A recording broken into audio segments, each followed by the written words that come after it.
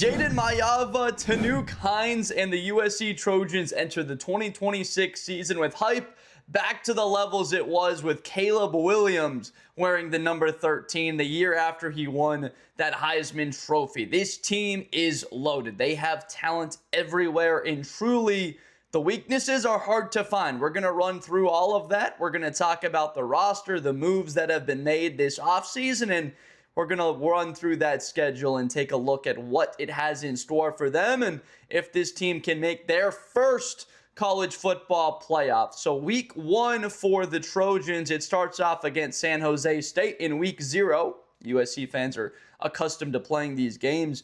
It'll be a win. So they're going to beat San Jose State. Honestly, it will be a great opportunity for them to get momentum. We know what is looming at home on September 26th. But what did USC do very well this offseason? Well, they were able to go grab Caden Dixon-Wyatt. There was an expectation that he was going to be an Ohio State Buckeye. They were able to secure Mark Bowman from Notre Dame as well. 2 really good pass catchers. I believe that Bowman steps in as a starter immediately day 1. This kid is incredible, and I don't know if it's a little bit too much to put on him, but I think he could wind up being one of the best 5 USC tight ends that have come through this program. He is exceptional. I love the way that he gets his hands on you. You are not going anywhere, not even just in the receiving ability. Luke Waffle was really important for them, but securing Devin Bryant and then Alex Van Sumeren as well as Zariah Fisher from the Penn State Nittany Lions. They had a good class. The important thing, though, in all of this is you got Jayden Maiava. You've got one of the best quarterbacks in college football entering next season. He's going to be a huge reason why you walk out there and you believe that you can win just about every single game, especially if it's at home. So Fresno State on the 4th, it's a Friday night. You get them coming into the Coliseum, and Lincoln Riley is 24-5 with his time with USC at home. I mean, people have been making jokes about the Odyssey this season, but people aren't getting into that situation. They're just getting beaten against those walls and destroyed coming up to Los Angeles. I say coming up. I grew up in Palos Verdes, so I think about going to Los Angeles in the Coliseum. That's actually going north for me. I know for a lot of people it's probably got to go south or out west as an expectation of being 2-0. You've got Louisiana the following week. There's no reason for the USC Trojans to not win any of those 3 games by more than 24, by anything less than 4 scores. This offense will be humming. Lincoln Riley has to commit to the run game. That is what he did at Oklahoma. It's what they did exceptionally well in the year with Marshawn Lloyd when he was running the ball with Caleb, when they had success rushing the football. The following week, you've got Rutgers, and that's going to be tough. You've got KJ Duff. That's a very tough cover for this USC defense. There's actually one specific guy, not even at cornerback. I'm looking at Kennedy Urlacher. For a lot of big NFL fans, I know there's actually a lot of USC fans that are also Chicago Bears fans. A lot of Bears fans in Los Angeles, no doubt, it's a big city, and people have come out there, and this kid can hit. He can come down. He doesn't have the length, the size that his dad did, but he is a thumper. And I believe that there can be a type of play where Duff goes over the middle of the field and he feels the presence of Kennedy Urlacher coming over and laying the wood, the boom, whatever you want to call it. He's going to lay it on him. But at defensive back, this is where they've been their weakest. They haven't been great up front in the front 7, if we're being honest. The best defensive lineman they had the last couple of years was Bear Alexander, and then he leaves, doesn't play that following year, and winds up transferring to Oregon. He's a heck of a player there now. But now you've got dudes, right? That secondary is the weaker part of this defense, I'll say again. Cameron Crawford, I love this kid, now an upperclassman. Jide Abasiri, I talked about Van Sumeren briefly, and then Braylon Shelby, 4.5 sacks a year ago. And then it's the rotation. It's the guys also around that. Jakeem Stewart, as a true freshman, stepping on the field, number 4. Incredible the way he came out and just started playing at a high level. This guy is is going to be a household name in a couple of years. 7.5 tackles for loss as a freshman. He played really, really well. So a 4-0 start for USC. There's no surprise there, but I do like that you've got a tougher opponent in Rutgers, and what they possess is a legit threat. They've also got Antoine Raymond in the backfield. He had over 1,000 rushing yards last year. So USC fans don't know about Rutgers. You don't have to spend a lot of time looking at that game, but they do possess offensive talent. I believe Rutgers scores more than 20 points on the Trojans. They give up more than 20 for the first time. Then it's Oregon.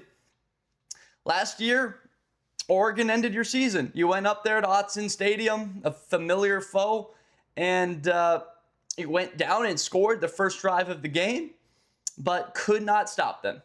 Could not stop the Oregon offense. Dante Moore picked apart the secondary. They pounded the football more so. It was more about them just not being able to stop that run. It was very similar to watching Notre Dame. Notre Dame, obviously, a better shot to win that one with a lead in the second half, but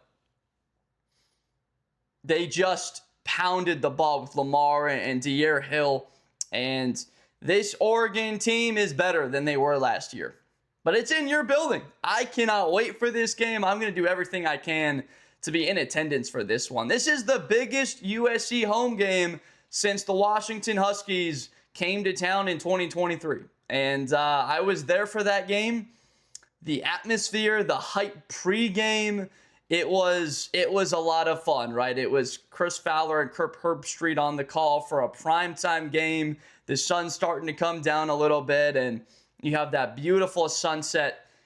The game was insane, right? 52-42 is the final score. USC could not stop the run. It's been the theme lately. You know, Michael Penix Jr. played well. Rome Odunze was on that Washington team, but they could not stop Dylan Johnson. And my question is for USC this year, it's not about this secondary specifically, because you haven't, in these big matchup games, been able to stop the run. And if you can't stop the run, you're not going to be able to defend the pass either.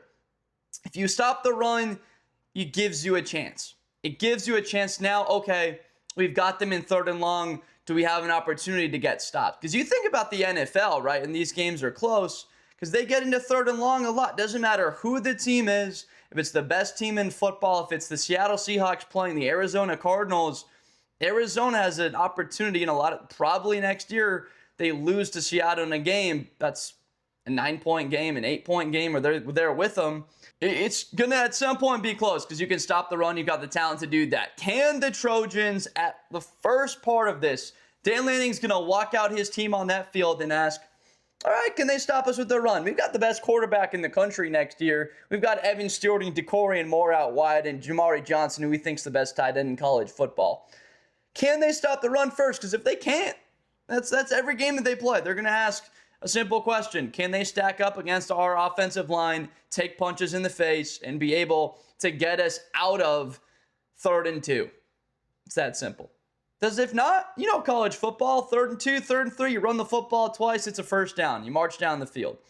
So Dan Lanning is going to ask very simple questions early in that game, and why that's so dangerous is because you get into 2nd and 3, and there's the deep ball, and that's where the explosive offenses come alive when you're picking up over 6 yards a carry. So in the big games, the big losses a year ago, even you think about Iowa and getting down by 2 scores by 14 points against them, you have to be able to do it. I'm going to give a loss to the Trojans in this game against Oregon at home. All the trends, the trajectory, whatever you want to call it, the momentum is for USC to be better this year. And we're going to talk about a couple of games later on in the season. You've got Ohio State on Halloween and Indiana the 14th. That's where you're going to find out about this team at the top end. But from what I saw from Oregon last year and them returning 4 defensive linemen in Bear Alexander, Amari Washington, the best defensive tackle duo in the country, and then Mateo Uyunglele, Tatum Tuioti. They brought in Coy Parrish. They've got Brandon Finney Jr., one of the best 5 corners in the country. I mean, I'm going to take Oregon. I don't think a lot of USC fans will be upset, at least for right now, with that prediction. And we're gonna go through that entire game. We're gonna do probably a 35-minute preview prediction breakdown of that one when it comes. And it's a while to think that it's a little bit over a month for that game. So if you have not subscribed to Blitz with Blender, I'm Josh Blender. We do these preview games throughout the season every single week. So we will do a full breakdown for that one. This is obviously the entirety of what the season looks like next year. But Washington, the following week, coming off of a loss, this one's simple. I mean, they're going to operate around Damon Williams. The defense is okay. Washington is on that second tier, right? Since the national title appearance, the last 2 years have been in that second tier with USC, but in the bottom of the second tier. It's been USC, it's been Penn State. You could say, I guess Penn State would be the bottom end of the first tier, right? Ohio State, Oregon, Indiana at the top, Penn State right below them. Penn State's either at the top of that second tier or the bottom of tier one.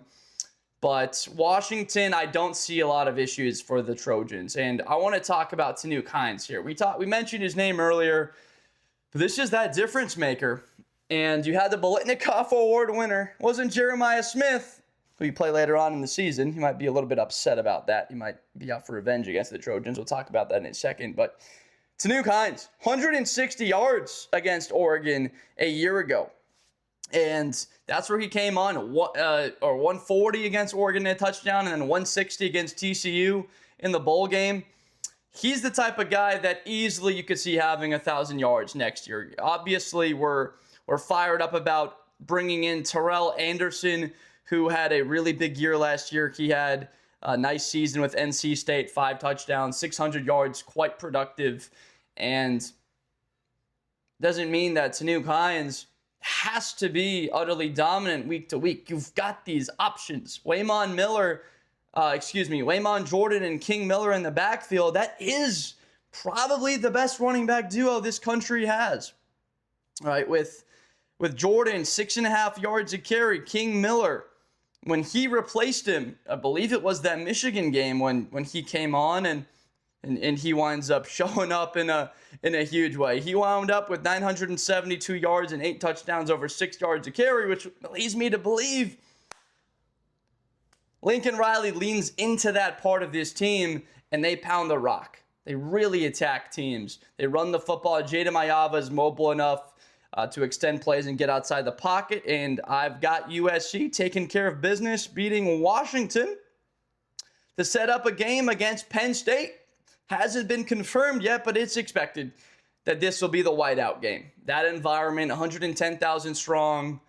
The Nittany Lions got beat last year in the whiteout game by Oregon. And now the Trojans come in there with a chance to, I would say this is the game where Lincoln Riley saves his job. You know, if you lost to Oregon, Ohio State, and Indiana, and you went 9-3 and it's competitive in at least 2 of those games, Riley's going to get another year because he's building towards something. But if you lose to Penn State and you go 8-4 next year, that's not going to be acceptable because Penn State got rid of half their team. It's a new head coach in there. This is a bridge season. The Penn State doesn't have much of a schedule, so they're probably coming into this game with no losses or only 1 loss. And this is a massive matchup. Very likely, USC only has 1 loss. They're firmly in college football playoff conversations. They're still in the conversation to play in the Big Ten title game. I'm going to say that USC beats Penn State. Simply put, I didn't believe this a year ago. I like USC's roster top to bottom better. I feel like that they're better up front in the trenches. They have a quarterback that I believe is more talented. Rocco Becht's one of the most experienced quarterbacks in the country. Maiava's got a bigger arm. He can move around better. I just look at that game and I see the environment. Okay, the whiteout's probably worth, 5 points? But I'm going to take USC to win this game by about 8. Penn State maybe gets it back with 1:15 left with a chance to score, and they don't make anything of it. So then you've got the bye week, and it's only 1 loss, and you head into Fort Campbell in Wisconsin. Luke Fickell's squad that has abandoned the run for whatever reason. I said USC beats them, which pretty much sets up, or you need to beat one of the Buckeyes or Indiana. Right, next season, it's very simple for the Trojans. You have to beat Penn State, and you need to go out and beat one of Oregon, Ohio State, and Indiana. Got to go 2-2 in those 4 games. If you do that, you can make the playoff. 9-3 is not getting you in. Who is it? Who is that team that they beat? Is it the Buckeyes coming into your building? You got beat earlier in the year by Oregon. It's Ohio State coming to town, and this is one of the premier matchups in the country. Two blue bloods through and through. I don't know how many USC fans decided that they would go out and see Jeremiah Smith play in the Rose Bowl when they played against Oregon, but I was one of them in attendance, as a lot of the subscribers know. And if you're a USC fan, watch your mouth a little bit and be respectful in the pregame, because I don't want you to be somewhat embarrassed before you go out there and you watch this kid play in person. Because there's a lot of USC fans that could be confident. Maybe you beat Oregon early in the year and you're undefeated. My goodness, you're 8-0 heading into this game. Jeremiah who, right? Just be careful, because he is motivated, and it's I don't want to be be on this topic for too long here, because it's quite simple, honestly. There's everything that's been said. We're going to wind up seeing that matchup play out, but there's probably only one guy in the country next year that can cover him man-to-man, and Leonard Moore. He plays for Notre Dame. But just be respectful of what you say. Go out there and be cordial with the Buckeye fans. They're going to travel really well. They're going to be enforced. There will be a lot of Ohio State fans at this game. I would say at least 15 or 20,000. I would imagine that it's actually going to be shocking to USC fans. It's probably going to be like 40, 60 Buckeye fans to USC, maybe 35, but it's going to be surprising how many get into that building. I'm going to take the Buckeyes to win this game. I have a faith in Julian saying he's going to push the football down the field. Returning on defense, right, with Matt Patricia, Kenyatta Jackson Jr. is the first guy to mention. They brought in Earl Little Jr., but they will not be as good as they were a year ago. They won't be as good as they were 2 years ago, but still very likely a top 10 defense in the country. This is an offense that likely is the best or one of the best. It's a tough matchup.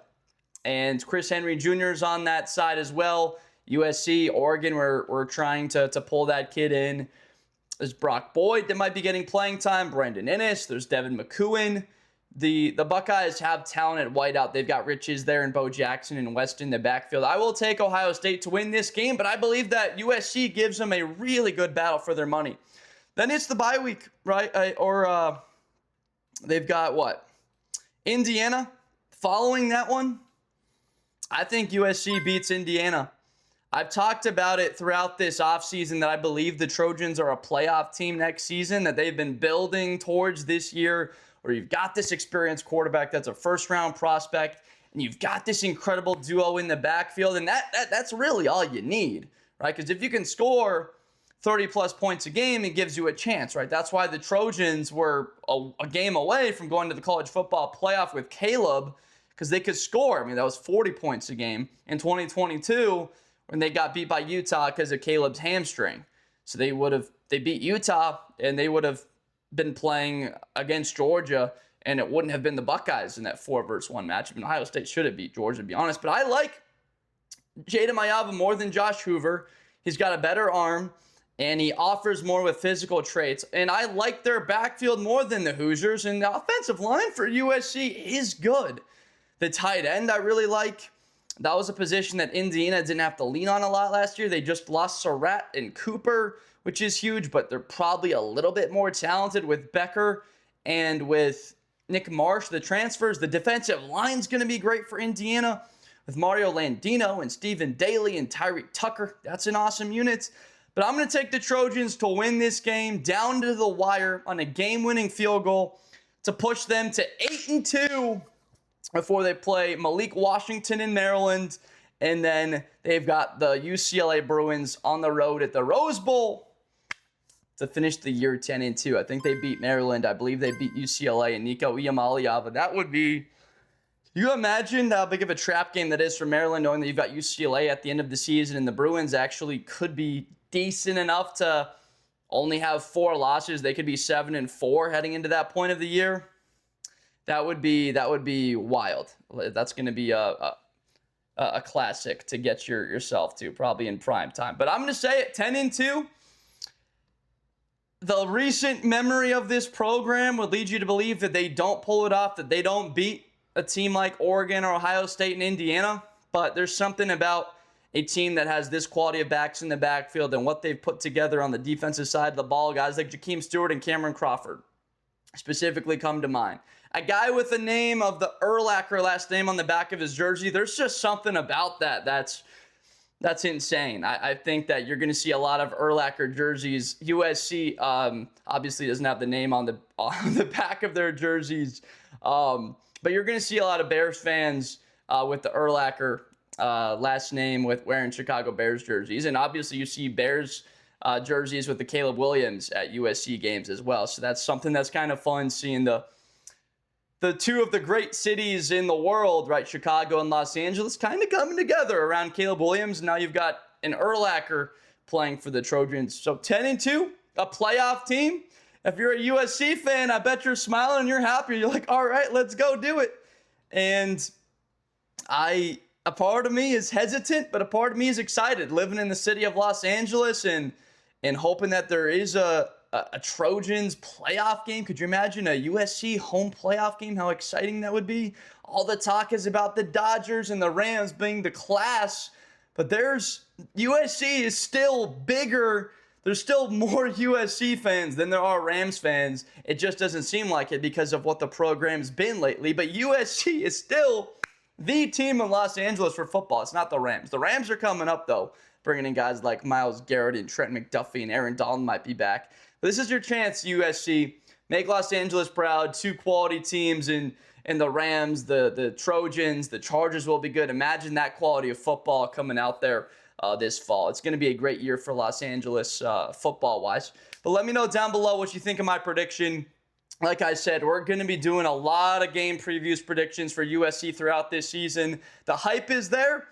It's just a matter of does it deliver. So thank you so much for watching. I'm Josh Blender. This is Blitz with Blender. Please make sure to subscribe if you have not already done so, and I will see you next time. Best player in college football. That Georgia and Ohio State game, New Year's Eve, is going to be a classic. Josh Blender, hi everybody, I'm Josh Blender. To the 40, 35, 30, Espinosa to the 20.